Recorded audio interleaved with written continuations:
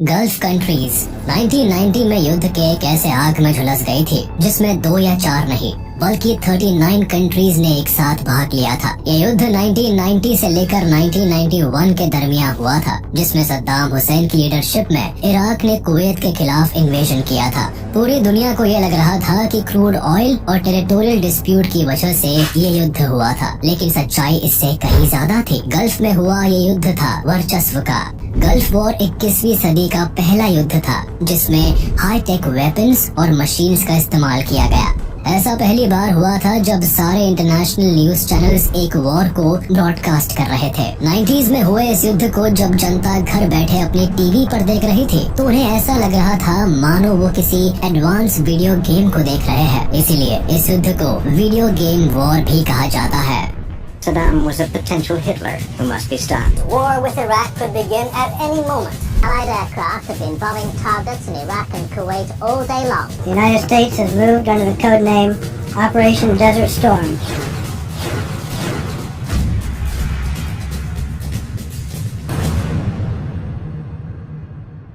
हम अगर पास्ट में देखें तो पता चलता है कि एक समय में कुवैत और सऊदी अरेबिया से इराक के काफी अच्छे रिलेशंस थे, लेकिन ऐसा क्या हुआ कि सद्दाम हुसैन ने इन दोनों पर इन्वेजन करने की कोशिश की। 1979 में ईरान में इस्लामिक रेवोल्यूशन हुआ जिसमें मोहम्मद रेजा पहलवी को तख्त से हटाकर रेवोल्यूशनरी क्लेरिक रूहुल्लाह खोमेनी खुद ईरान के लीडर बन गए। ईरान में चल रहे इस इस्लामिक रेवोल्यूशन की वजह से कई पर्शियन गल्फ कंट्रीज ईरान की दुश्मन बन गई। दरअसल इस्लामिक रेवोल्यूशन के बाद ईरान के लीडर रूहुल्लाह खोमेनी बाकी मुस्लिम देशों से भी इस्लामिक रेवोल्यूशन के लिए अपील करने लगे, जिसे कई सारी पर्शियन गल्फ कंट्रीज के लीडर्स ने एक थ्रेट के तौर पर देखा। ईरान में शिया कम्युनिटी भारी आबादी में थी और वही सऊदी अरेबिया, कुवैत और इराक जैसे कई देशों में सुन्नी कम्युनिटी के लोग ज्यादा थे। बट इस रेवोल्यूशन के कारण इन कंट्रीज में कम आबादी वाले शिया कम्युनिटीज पर असर पड़ने का खतरा बढ़ गया था और ऐसा हुआ भी। इराक में शिया के कुछ बड़े लीडर्स थे जो इस रेवोल्यूशन को शुरू करना चाहते थे। ऐसे में अगर इराक की जनता रिवोल्ट कर देती तो सद्दाम हुसैन की गद्दी खतरे में आ जाती और इसीलिए इराकी सरकार ने इन शिया लीडर्स को मरवा दिया, जिस वजह से ईरान और इराक के बीच वॉर की संभावना ज्यादा बढ़ गई।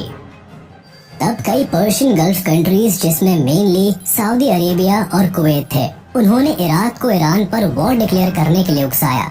इसी दौरान इन देशों ने इराक को सिग्निफिकेंटली आर्थिक मदद पहुंचाई। इसके कुछ ही दिन बाद 22 सितंबर 1980 को इराक ने ईरान पर हमला कर दिया और जल्दी ही ये इन्वेजन युद्ध में तब्दील हो गया। ये युद्ध 1988 तक चला जिसमें China, USSR, USA and western countries ने इराक को भरपूर सहयोग दिया। 8 सालों बाद जब ये युद्ध खत्म हुआ तो जीत ना तो ईरान की हुई और ना ही इराक की, लेकिन इसकी वजह से इराक की आर्थिक स्थिति खराब होती चली गई। ईरान इराक युद्ध में इराक को सिर्फ बर्बादी और गरीबी मिली। युद्ध में ईरान की हार न होने से कुवैत और सऊदी अरब दोनों से ही इराक के रिश्ते खराब होने लगे। इसके बाद ये दोनों ही देश अपने कर्ज में दिए हुए पैसे वापस मांगने लगे। इराक की हालत काफी खराब हो गई थी। इस युद्ध के दौरान इराक ने पड़ोसी देशों से काफी कर्ज ले लिया था, जिसे चुकाना अब इराक के हाथ में नहीं रहा। अभी इराक इन परेशानियों से गुजर ही रहा था, तभी वहाँ सिविल अनरेस्ट फैलने लगा। देश में बढ़ती बेरोजगारी, आर्मी रूल और शक के आधार पर सिविलियंस को टॉर्चर किया जाने लगा। इसी बीच इराक के गवर्नमेंट ने द ऑब्जर्वर न्यूज़पेपर के एक ब्रिटिश जर्नलिस्ट फरजाद बजोफ्ट पर इजरायली स्पाई होने का आरोप लगाकर उसका मर्डर करवा दिया। इसके बाद इराक ने इजराइल को हड़पे हुए इराकी टेरिटरीज के लिए दबाव बनाने लगा। इन्हीं दिनों सद्दाम हुसैन ने इजराइल को ये धमकी भी दी कि अगर उसने इराकी टेरिटरीज को फ्री नहीं किया तो वो इजराइल पर केमिकल वेपन्स के साथ अटैक करेगा। इस बात से यूएसए को काफी धक्का लगा और यूएसए ने भी अपना हाथ इराक के सर से उठा लिया। युद्ध में हुई भारी तबाही के बाद इराक की कमर टूट गई थी। वहाँ की बढ़ती बेरोजगारी, पैसों की कमी और युद्ध की भयानक तबाही के बाद इराक के खजाने में कुछ भी बाकी नहीं रहा। इस वॉर को फंड करने के लिए इराक ने कई देशों से टोटल $60 बिलियन का डेट लिया था, जिसमें ये $16 बिलियन कुवैत का और $26 बिलियन सऊदी अरेबिया का था।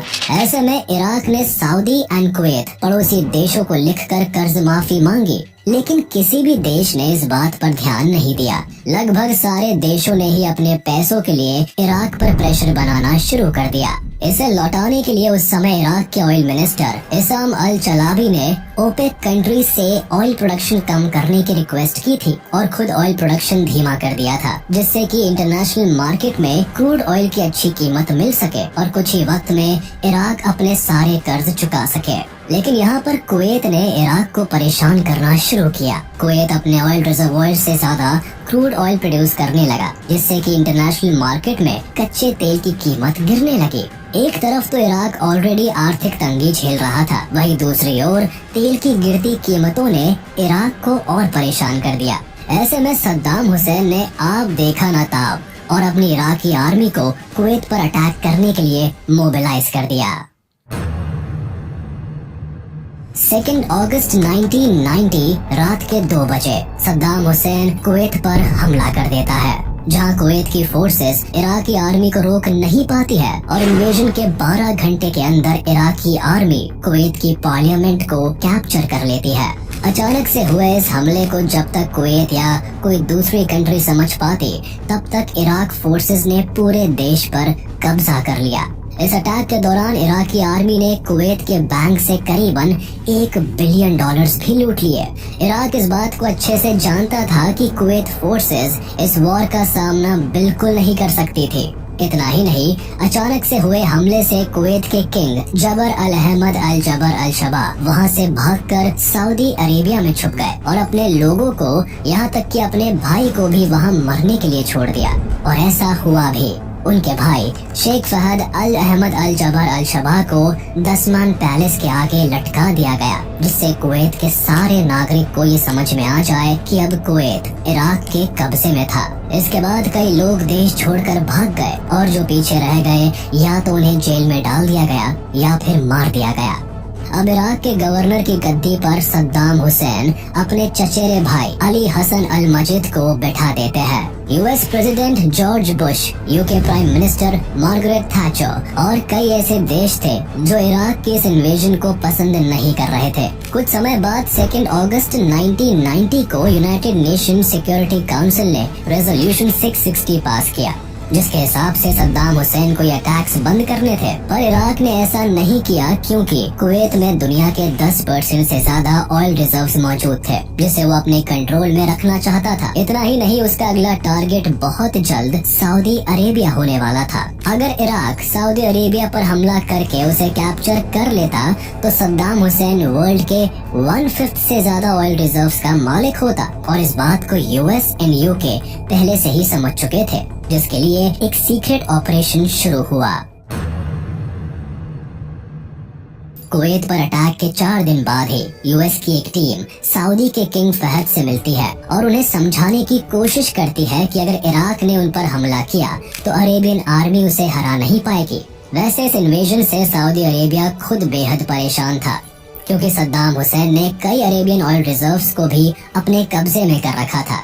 अपने देश को बचाने के लिए किंग फहद यूएस अलायंस को अपने एयर स्पेस यूज करने की परमिशन देते हैं। कुवैत की ऑयल रिजर्व्स पर अमेरिका की नजर बहुत पहले से थी, एंड जब UK prime minister Margaret Thatcher ने कोऑपरेशन के लिए रिक्वेस्ट की, तब यूएस अपना बेनिफिट देखते हुए इराक के खिलाफ आ जाता है। इसके बाद सबसे पहले यूएनएससी ने इराक पर रेजोल्यूशन 661 के अंदर इकोनॉमिक सैंक्शंस लगा दिए और रेजोल्यूशन 665 के तहत नेवल ब्लॉकिंग शुरू की। फिर सऊदी अरेबिया को बचाने के लिए यूएन ने एक कोalition फोर्स बनाई, जिसमें इजिप्ट और सीरिया जैसे 39 देशों की आर्मी मौजूद थी। अभी भी सद्दाम हुसैन ने सऊदी अरेबिया पर हमला नहीं किया था, बट अब वर्ल्ड लीडर्स सद्दाम हुसैन के खिलाफ हो चुके थे और कोलिशन आर्मी का आगाज होना तय था।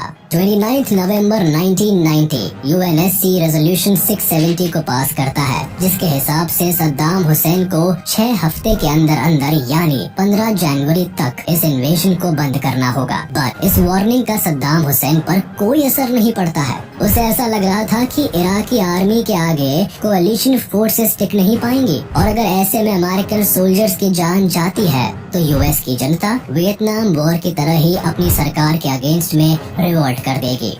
वहीं दूसरी ओर कोalition फोर्सेस ये बात अच्छी तरह से जानती थी कि इराक के लिए मास डिस्ट्रक्शन का वेपन यूज करना कोई बड़ी बात नहीं थी, क्योंकि कुछ साल पहले ही इराक ने केमिकल वेपन्स का इस्तेमाल कर्डिश मिलिट्री पर किया था और इसी बात को ध्यान में रखते हुए कोalition फोर्सेस के कई सोल्जर्स को इससे बचने की ट्रेनिंग दी जा रही थी। सद्दाम हुसैन को मिली डेडलाइन के खत्म होने से एक हफ्ते पहले ही सऊदी अरेबिया में 7 लाख से ज्यादा कोalition फोर्सेस के सोल्जर्स जमा हो जाते हैं। इतना ही नहीं, दुनिया भर से best pilots, jet fighters and aircrafts इस वक्त सऊदी में मौजूद थे और पूरी तरह इराक के किसी भी हमले से लड़ने के लिए तैयार रहते हैं। बट कोalition फोर्सेस के इराक पर अटैक करने से पहले सभी देश इराक को एक मौका देना चाहते थे और इसी कोशिश को आगे बढ़ाते हुए American foreign minister James Baker Iraq foreign minister Tariq Aziz से बात करते हैं। इस 8 घंटे की कॉन्वर्सेशन में अमेरिका इराक को कुवैत से पीछे हटने को कहता है, जिसे इराक मानने से इनकार कर देता है। उसके बाद लड़ाई पर बात आते ही यूएस की वार्निंग इराक को जाती है कि अगर इराक ने वॉर के दौरान कोalition फोर्सेस पर केमिकल वेपन से हमला किया तो अमेरिका उसका जवाब न्यूक्लियर वेपन से देगा। इस आखिरी समझौते का भी नतीजा कुछ नहीं निकलता है और ऑपरेशन डेजर्ट स्टॉर्म शुरू हो जाता है।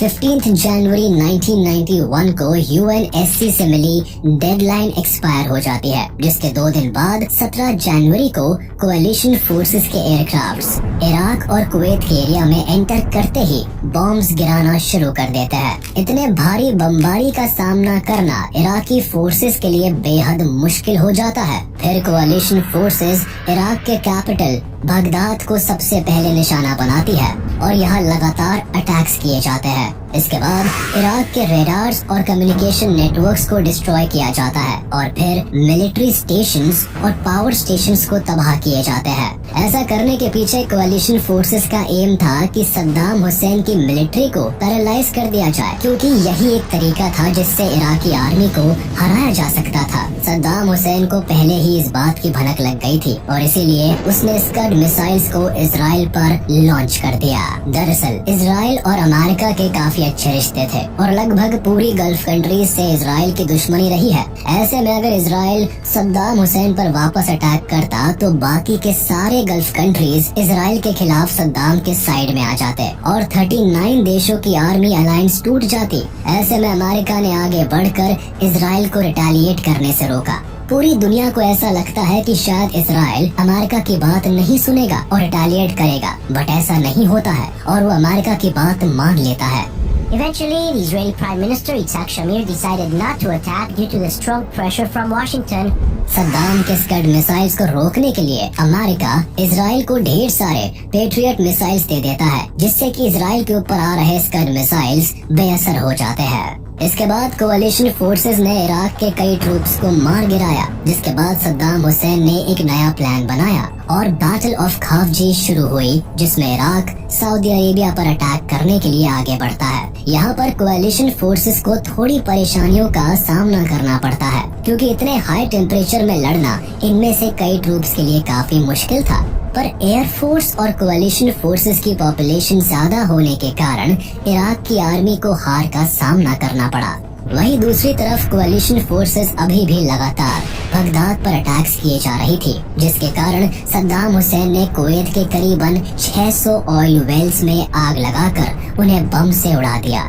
सद्दाम के इस फैसले से दुनिया के इकोलॉजी को बहुत बड़ा नुकसान पहुंचाया। पूरा कुवैत आग से लिपटा हुआ था, जिसके कारण एयर फोर्सेस का हवाई अटैक करना नामुमकिन था। और फिर 24 फरवरी को कोalition फोर्सेस जमीन पर उतरती है एंड इराक की फोर्सेस को कुवैत से बाहर कर देती है।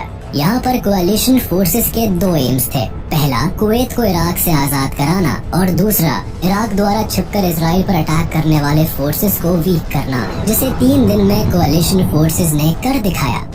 27 फरवरी 1991 को सद्दाम हुसैन अपने आर्मी को इराक वापस बुला लेता है और इधर जॉर्ज बुश ये घोषणा करते हैं कि कुवैत अब इराक की चंगुल से आजाद हो चुका है। Kuwait is liberated. Iraq's army is defeated. Our military objectives are met. इस वॉर के बाद इराक की इकोनॉमी बहुत नीचे आ गई और आज भी यहाँ के लोग सद्दाम हुसैन के कई गलत फैसलों के नतीजे भुगत रहे हैं। इस टाइम यूएनएससी अगर चाहती तो सद्दाम हुसैन को अरेस्ट कर सकती थी, पर उन्होंने ऐसा नहीं किया, जिसके कारण सद्दाम इराक पर कुछ और सालों तक राज करता रहा। इस युद्ध का असर पूरे गल्फ कंट्रीज में तो हुआ ही, लेकिन साथ ही साथ इसका असर भारत पर भी हुआ। कुवैत में हजारों भारतीय लोग रहते थे जो कि ज्यादातर वहाँ क्रूड ऑयल रिफाइनरी और ऑयल वेल्स में काम करते थे। इस इन्वेजन के दौरान कुवैत में करीब 1,70,000 इंडियंस फंसे हुए थे और उन्हें इस वॉर जोन से निकालना बेहद जरूरी था, जिसके लिए तब भारत ने एयर इंडिया फ्लाइट्स की मदद से ऑपरेशन एयरलिफ्ट लॉन्च किया था, जिसमें 1,70,000 लोगों को सिविल एयरक्राफ्ट से इंडिया लाया गया। यहाँ पर एक इंटरेस्टिंग बात ये थी कि उस समय भारत और इराक के अच्छे रिलेशंस होने के कारण कुवैत में रह रहे इंडियंस को देश से बाहर जाने की परमिशन दे दी गई थी, जिसके बाद करीबन 500 सिविल एयरक्राफ्ट से सबको इंडिया लाया गया। इतने बड़े रेस्क्यू ऑपरेशन के दौरान इंडियन गवर्नमेंट को और भी कई परेशानी आई, जैसे वहाँ कम्युनिकेशन करना काफी मुश्किल था, जिस वजह से वहाँ के पूरे हालात समझ में नहीं आ रहे थे। इसी वॉर पर बेस्ड कुछ साल पहले अक्षय कुमार की मूवी एयरलिफ्ट आई थी, जिसे देखकर आप समझ पाएंगे कि ऑपरेशन कितनी मुश्किलों से भरा था, लेकिन फिर भी एयर इंडिया के टॉप पायलट्स की मदद से ये ऑपरेशन सफल हो पाया। जब भी गल्फ वॉर की बात होती है तब आंखों के सामने वो भयानक मंजर आने लगते हैं, जब कुवैत में सैकड़ों कच्चे तेल के कुएं धू धू करके जल उठे थे। इससे न तो सिर्फ फॉसिल फ्यूल्स की बर्बादी हुई, बल्कि पूरे विश्व के एनवायरनमेंट पर बुरा असर पड़ा। लाखों जानें गई, करोड़ों के रिसोर्सेज की बर्बादी हुई और बदले में मिला कुछ भी नहीं। हाँ, इस युद्ध ने आने वाले समय में एक और युद्ध को जरूर जन्म दिया। इस युद्ध के खत्म होने के साथ इराक की स्थिति और भी बदतर हो गई। पहले से ही वहाँ गरीबी और बदहाली थी। गल्फ वॉर के खत्म होते ही इराक टूटने के हालत में पहुँच गया। सद्दाम हुसैन से कई सारे अधिकार छीने गए और वहाँ पर अवेलेबल सारे मास डिस्ट्रक्शंस के वेपन्स को डिस्ट्रॉय किया गया। इराक ने वॉर में करीबन 25,000 से लेकर 50,000 ट्रूप्स खोए और ऑन रिकॉर्ड अपने 1 लाख से भी ज्यादा नागरिकों को भी खोया। वहीं दूसरी तरफ इस वॉर में कुवैत ने अपने 4,000 ट्रूप्स और हजारों सिविलियंस को खोया और इकोनॉमिकली भी काफी परेशानी झेलनी पड़ी। वहीं सऊदी अरेबिया और इजराइल पर भी इस लड़ाई का असर पड़ा था, जो समय के साथ ठीक हो गया। इस लड़ाई के दौरान जब सद्दाम हुसैन ने इजराइल पर अपने स्कड मिसाइल से हमला किया तो इन दो देशों के कुछ सिविलियंस और ट्रूप्स भी मारे गए और कोalition फोर्सेस के भी 300 ट्रूप्स मारे गए। अगर इस वॉर से हुए एनवायरमेंटल इम्पैक्ट्स की बात करें तो करीबन 3.5 मिलियन टन क्रूड ऑयल पूरे कुवैत के रेगिस्तान पर फैल गया था। वहीं 8 lakh ton oil Persian Gulf पर फैल गया। इसके अलावा 6 से 8 मिलियन बैरल्स क्रूड ऑयल ने पूरे मरीन एनवायरनमेंट को डैमेज किया। कुवैत में जल रहे ऑयल वेल्स से 1000 किलोमीटर तक के एरिया का टेम्परेचर अचानक से बढ़ गया था, जिसका एक्चुअल इम्पैक्ट कुछ समय बाद टर्की में हुआ, जहां मार्च 1991 में ब्लैक एसिडिक रेन हुई, जिसकी वजह से इस देश के एग्रीकल्चर सेक्टर को काफी नुकसान पहुंचा। कुवैत के 800 से ज्यादा ऑयल वेल्स महीनों तक जलते रहे, जिससे nitrogen oxide, radium, hydrogen carbons और हाइड्रोजन सल्फाइड गैस काफी भारी मात्रा में प्रोड्यूस हुए। इस वजह से सिर्फ कुवैत ही नहीं बल्कि आसपास के कई कंट्रीज में लोगों के हेल्थ पर बेहद खराब असर पड़ा। इराक के साइड से वॉर में यूज किए गए केमिकल वेपन्स ने लोगों में भूलने की बीमारी, बोन्स में विटामिन डी की कमी और डिप्रेशन जैसी बीमारी को कॉमन कर दिया।